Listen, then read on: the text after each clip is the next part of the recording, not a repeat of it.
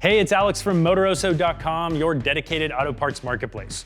Today we're in the studio and we're going to do a how-to installation with the MaxBrakes front and rear Elite brake kit with rotors and pads. That's KT031583 on our buddy D's 2004 Toyota 4Runner. You can buy this product for under $200 at the Motoroso marketplace alongside hundreds of thousands of other top name products sold by trusted vendors at great prices, and the shipping is always free. Let's dig in.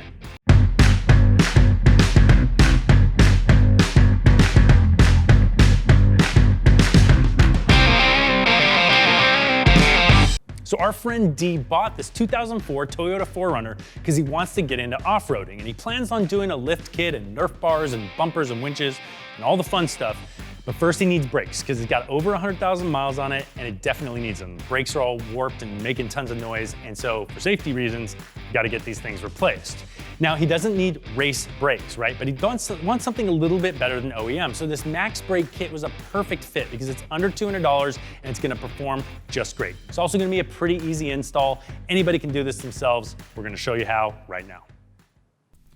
Pretty basic set of tools required for this installation. You're going to need a breaker bar, a 21, 19, 17, and 12 millimeter sockets, a 3-inch extension for your 1/2-inch ratchet, C-clamp to press your pistons on the caliper's back end, needle nose pliers for pulling out the clips, and a torque wrench to tighten everything back down.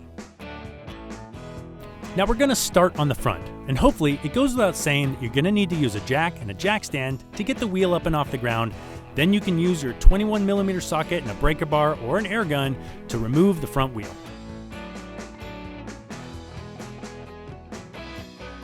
With the wheel off, you now have clear access to the back side of the caliper. You can use your needle nose pliers to pull the Cotter pins out of the guide pins. Then you can press the guide pins and slide them out, and then remove the lower spring by compressing it in the middle and popping it off.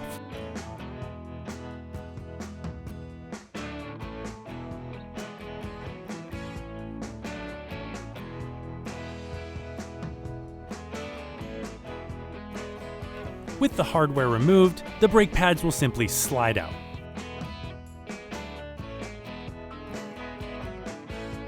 Before removing the brake caliper, you're going to want to make sure that you can move the brake line around, that there's minimal tension on it. So remove this 12 millimeter bolt that's holding this support bracket in place.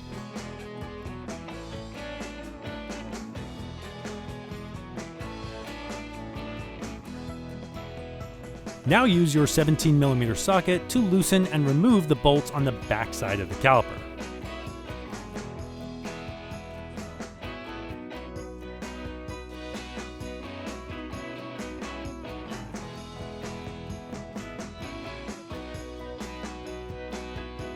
Again, we want to make sure there's no pressure on that brake line, so once you lift the caliper off, we used a bungee cord to hang the caliper to make sure that it doesn't pull on that brake line.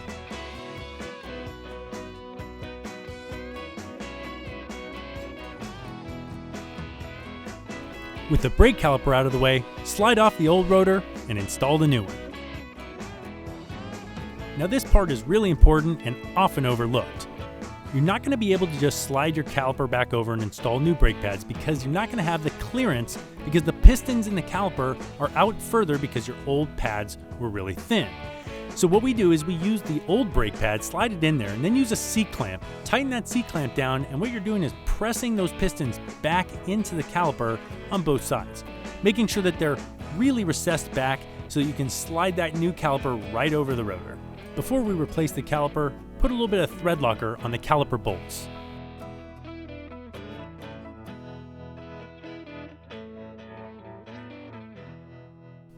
Now you can replace the caliper over the rotor and line up the holes. I recommend starting with the top one. Line it up as best as you can, then slide the bolt through and thread it in, and then you should be able to get the bottom one in really easily.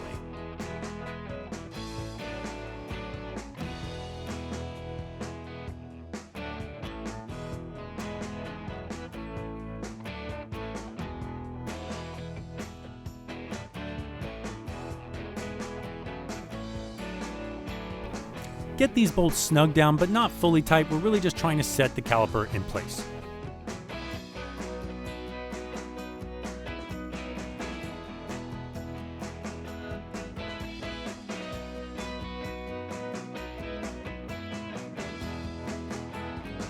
Now grab your torque wrench and tighten each of these bolts to 70 foot-pounds of torque.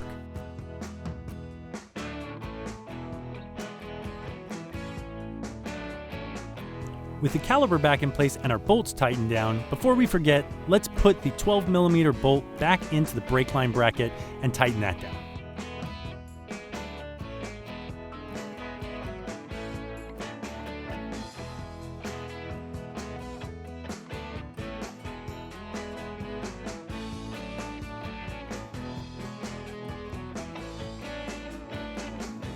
Now you can slide the new pads in, making sure to apply some lubricant to the back side of the pad to make sure you don't get any sort of squealing.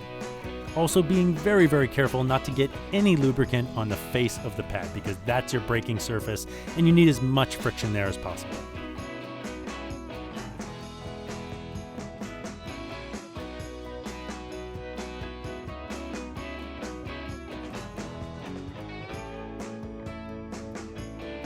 Now we can install the retaining hardware for the brake pads. So put a little bit of lubrication on the guide pins, put your lower spring in place, and then make sure that you press the guide pin through the spring and the holes on the brake pads to make sure that everything is held in place during braking.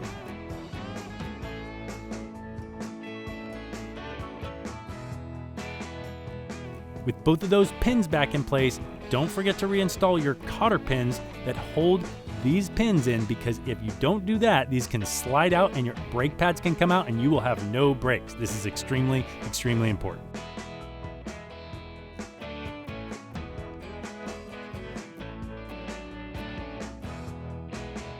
And that is the first front wheel done. You have replaced your brake pads and rotors. Go ahead and reinstall your wheel and tighten the lug nuts in a star pattern back down to 90 foot-pounds of torque. And you can go ahead and repeat this process on the other side, and then we can head to the rear wheel.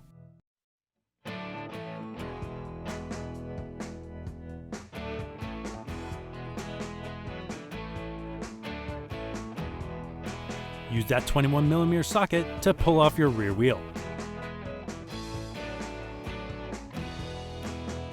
Now you've got access to your rear caliper. So just like in the front, you're going to use a 17mm socket and remove the two 17mm bolts that are holding the caliper to the support bracket.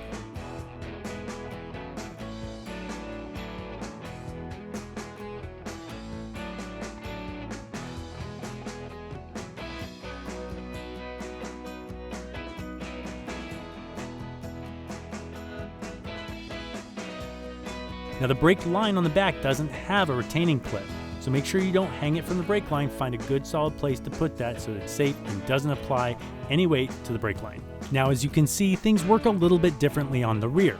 The caliper is separate from the brake pads, and the brake pads actually sit inside the caliper support bracket. Now the rear also has two 19mm bolts that hold in this caliper support bracket to the drop knuckle, so you're going to want to undo those and pull those out as well.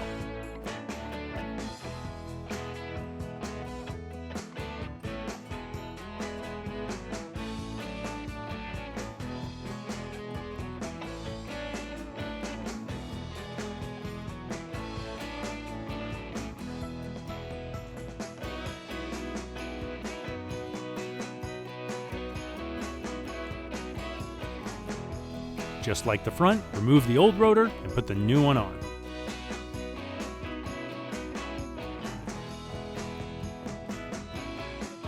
Pull your old pads out of the caliper support bracket, making sure to keep track of the retainer springs in case you didn't get new hardware. Just like you did on the front, apply grease to the back side of the brake pad, but also apply it to your new hardware or your old hardware springs. Replace and press that all back into the caliper support bracket, and then line up the pads into the caliper support bracket exactly the way they were when you took them out.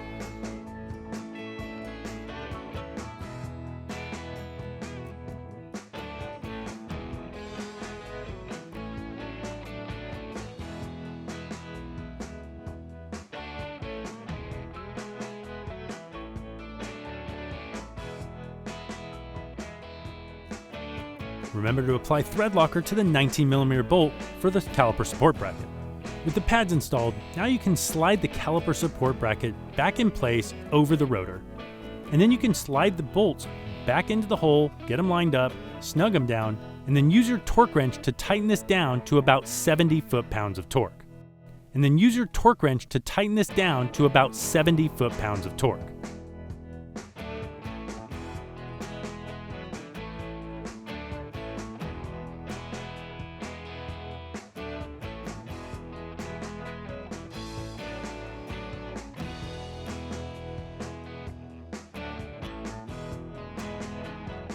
Just like on the front, before replacing the caliper, you're going to need to use a C-clamp and your old pads and press those pistons back into the caliper.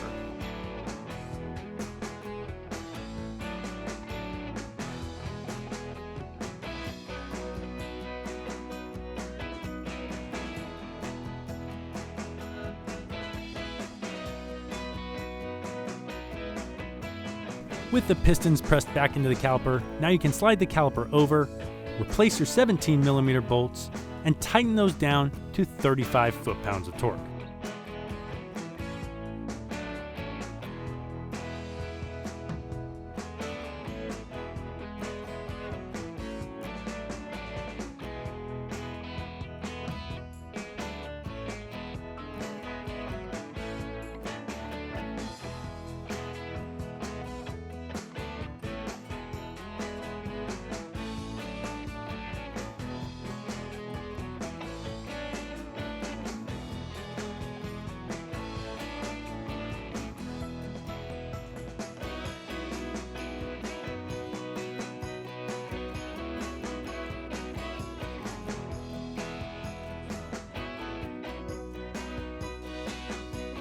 And that's the rear rotor and pads replaced.